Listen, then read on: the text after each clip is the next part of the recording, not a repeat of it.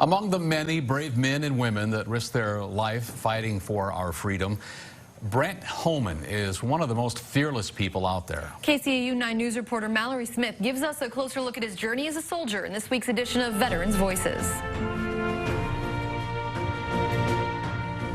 Holman says when it comes to the Army, the gains outweigh the losses, and that he would do it all over again if he had the opportunity. Brent Holman joined the Army in '97 and retired in 2009. We are the first ones in, the last ones out. We're the ones that kick down the doors and go through the house and looking for the bad guys. We're the ones taking the fight to the enemy. Our job is to catch the bad guys. As a member of the infantry, he engaged in close-range combat, a job that's physically demanding and psychologically stressful. Holman says he loved every second of it, but things changed July of 2007. First thing I remember is just seeing a bright light and then pain.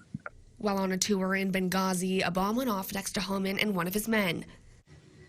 I remember the pain. I yelled 3 times, and I turned on the light that was inside the turret and looked over at my gunner, and his face was white like a ghost. Knew something serious was going on. And he suffered an eye injury and every bone in his hand was shattered. He says he recalls looking down and seeing bones hanging out of his forearm. All my bones in my hand are fused. They're all fused together. I have severe nerve damage. My ulnar nerve is gone. My right hand is always numb. My frontal lobe is completely smashed, flattened pretty much. Due to the significance of his injuries, he was no longer allowed to serve in the United States Army. It was very hard. I still miss it till today. I mean, the bond that you create with you guys. I was in charge of soldiers, and I had a lot of responsibilities, and I was important. But he uses each day to inspire others and help people come out of dark places. It's more than your injuries. You can choose whatever you want, but your injuries do not define who you are. It's what you want, and if you want it bad enough, you'll find a way to do it. Holman is now married with 2 children and is a professional fisherman.